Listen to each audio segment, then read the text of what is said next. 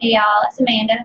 This is video number 3 of our 4 flowers in 4 days, and today we're going to do a hydrangea. But I've got some things, there's so much going on right now, I've got some things I wanted to talk to you about first. So as you're coming on, leave me a comment, tell me where you're watching from. And I'm going to tell you that tonight at 9 o'clock we're going to have an online paint party.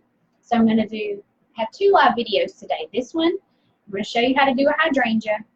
And then tonight at 9 o'clock, I'm on Central Time. So tonight at 9 Central Time, we're going to do a full floral design on canvas. And we're going to use all these different flowers that we've been learning and put them together. So if you'll join me tonight at 9, we're going to put all these things that we're learning together and do one full painting, teaching you step by step how to do that. Also, there is a post on my Facebook page after the video here. If you'll go and look, it'll be the one right underneath this video, and it's saying online paint party tonight. And if you share that with all of your friends, and then you go in and you comment that you shared it, then I've got something exciting and fun that I'm going to offer a few of the people that have shared that for me. So tonight at 9 we're going to have a full tutorial. In just a few minutes I'm going to turn my camera around and show you how to paint a hydrangea. And share this video. And if you share it, then comment that you did share it, and I would be most grateful for that. I've got some notes here. So as you guys probably know, my online painting group is open right now. It's closing tomorrow. So I'm trying to get everything together and trying to get the word out to everybody so that nobody gets left behind and they don't get to get in, because once the doors close, then I don't open it back up again for quite a while. So if you're watching the replay, then type replay and let me know. If you have any questions about anything that I'm talking about in this video, then you can, of course, type a question in the comments, and I'll try to come back and type in your answer if I don't see it and answer it here. Okay, so like I said, my creative community is my online painting group, and in that group we paint every Friday. You also get access to a library of tutorials from the past. If you have questions about it, then you can go to the link I've got posted here in the announcements, and you can read a little bit more about what all is included and what all you get to do. But one of the main things that's new, I know a lot of you have probably heard me talking about the group for a while now, or know about it at least. One of the new things that I've just added is I allow people who are selling their artwork, if you are an artist who has a booth or an online shop, an Etsy shop, whatever you learn to paint in my group, you have full permission to sell it. Not all teachers allow that. But my philosophy is, if you're taking my classes to learn something new, and I want to help you and teach you something, then it just makes sense for you to be able to sell that and make money from it to help support yourself and your family. So I allow that. Some people don't, and that's fine, but I do. Another thing that I allow is people who teach paint parties or art classes, or are just artists that teach in general. They are allowed to use the information that they learn in my group to teach other people. Because like I said, there's no reason, what would be the point of me teaching you something if you can't use it, right? So that's just my way of looking at it. And I've gone back and forth with this in the past, and that's the conclusion that I finally came to. That was what made the most sense to me and made me feel good about offering what I offer. So I'm not saying that anyone that doesn't allow that is wrong. I'm just saying that that's what I do. So if you're a paint party teacher, if you are an art teacher, if you are a homeschool mom, if you teach art in some way, anyway, you can use what you're learning from me in my painting group to teach other people and charge them money for it. So just to get that out of the way and let you all know that ahead of time. I know there are a lot of people that have had questions about that, and I just wanted to make sure that you understood that. There's another thing that has come up a lot. I'm getting a lot of messages from people saying, I would like to join your group, but I don't have money to do that. And I've had some people that have told me that this was the best financial option for them as far as art classes go. So I wanted to share that with you. If you kind of break it down, the way it's all set up, you would be paid about $12 a week, and you get a new video every week, plus you get all the videos from the past. You get access to almost 100 different tutorials at this point. So, but if you buy a whole year, you also get 2 months free. So you can either pay per month, and you're really paying about $12 per new tutorial video, not counting all the previous ones you get access to. And if you pay at once for the whole year, then you can get 2 months for free. So when you think about it that way, it's really not, it's very economical. Also, some of my members have given me some information that I had not even really thought about, because if you take an online class, you can do it in the convenience and the comfort of your own home. You can go into my members group, look at all the videos while you're sitting in your recliner in your pajamas if you want to. I mean, you don't have to get dressed and go out. You don't have to spend gas money to go somewhere. You don't have to go by the schedule of someone else. You can access all of this information at your own convenience whenever you can, wherever you want to, wearing whatever you want to wear. And you can, like I said, you can paint in your pajamas if you want to. But also, with the financial issue, this group is set up in a way that helps you to, if you want to, turn your hobby into a business, because that's what I've done, and that is where I've led a lot of people that are in the group now. So even some people that didn't even know they could paint are now selling artwork, even if it's just so that they can use the money for selling the artwork, from selling the artwork, to pay for their subscription or pay for their art supplies and make more.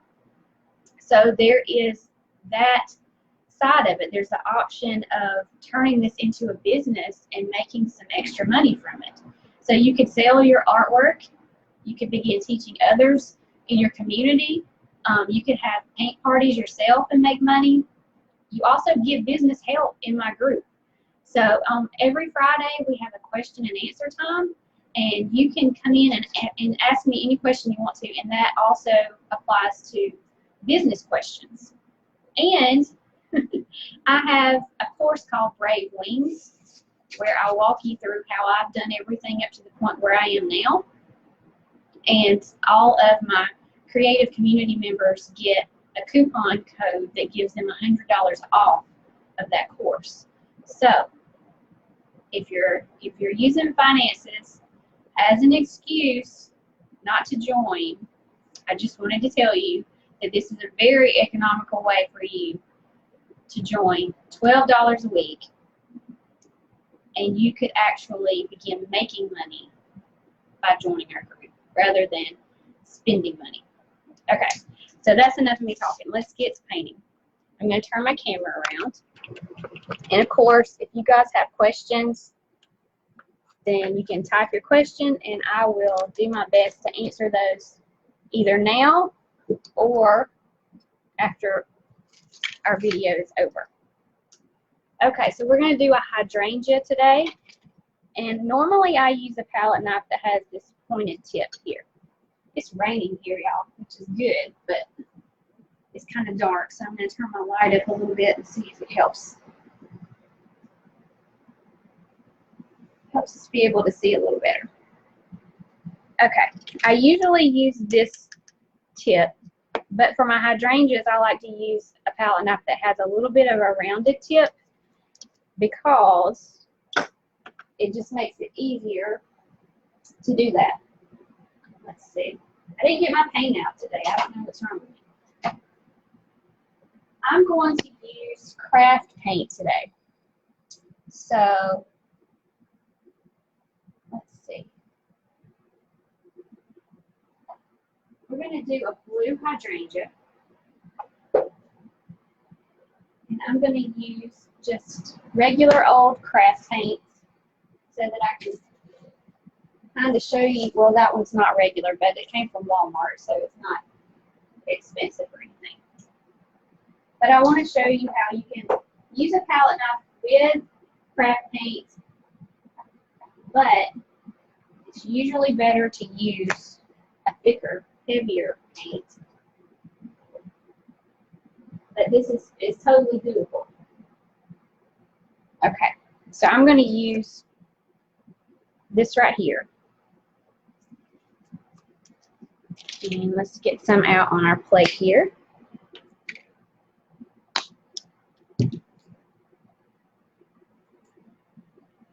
And as you can see, I've got 3 different colors of blue. That's going to play a big part in making this work. Hydrangeas are not very hard to do because if you just get the basic round shape going, then you can really make it abstract and make it easy to tell what it is. Alright, so I've got some light blue, some turquoise blue, some royal blue, and some white. And all we're going to do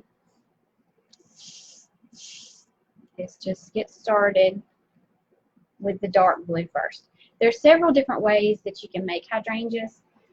This way is just going to be very abstract and loose. Okay, so I'm going to start with the dark.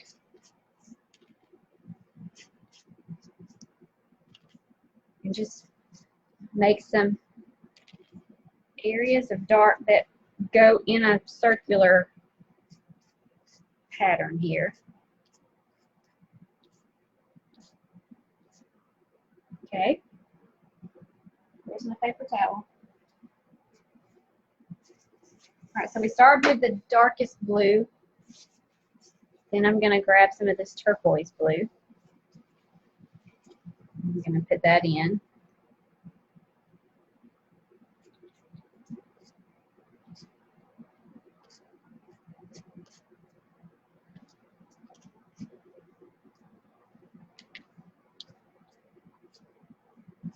So as long as you keep it round, it's going to be fine. And get the lighter blue.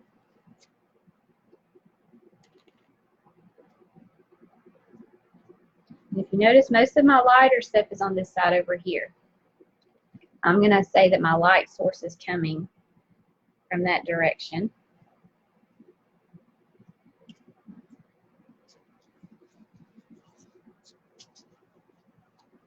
Then save your white. Make sure you use it last. And that's going to give it that last big pop of brightness. Okay, let's do a little bit of green.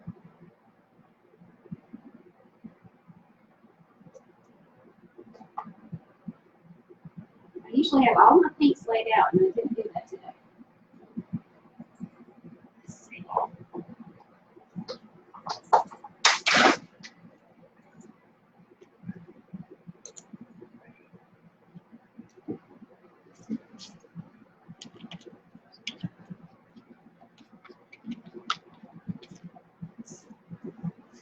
You know, hydrangeas have really big leaves.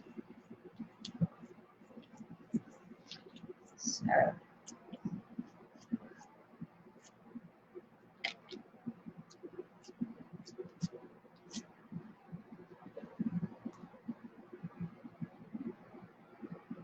now I've also done some hydrangeas that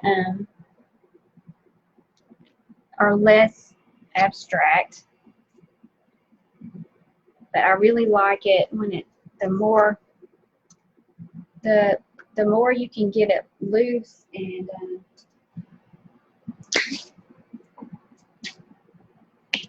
almost geometric with your strokes with your knife, I think it looks even better. And if you wanted to add a dark background, then that really makes it pop. So let's do that.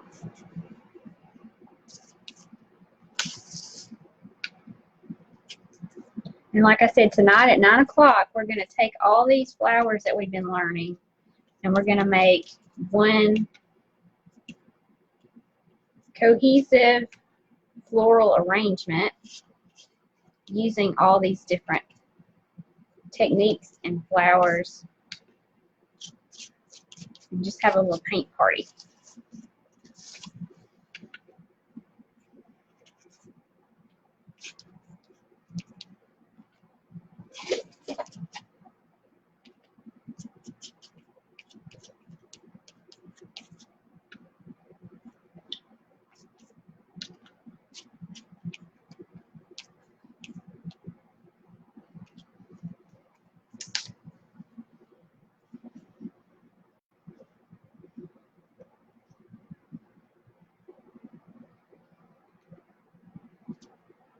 So after you put in your background, you could go around and loosen up the edges.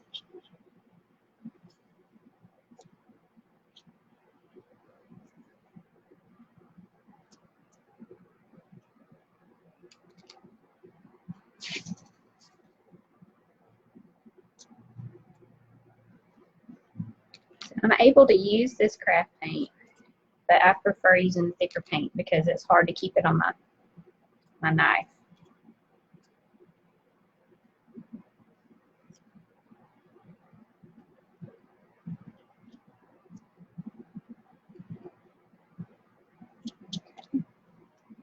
So there's our loose and somewhat abstract hydrangea.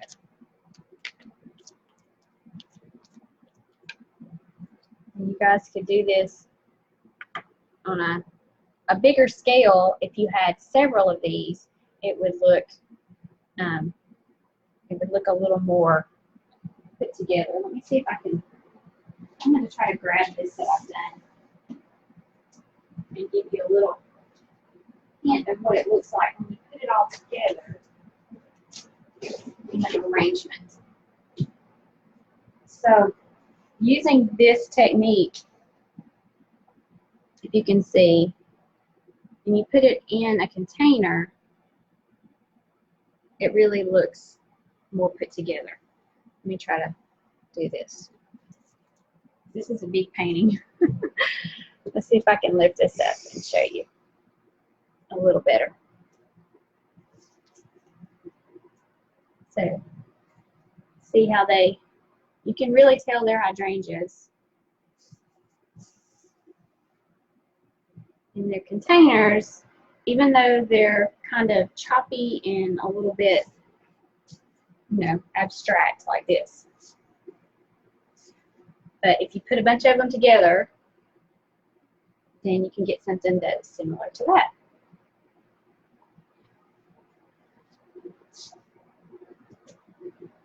So I hope that was helpful to you all. And let me see if there are any questions that I can answer.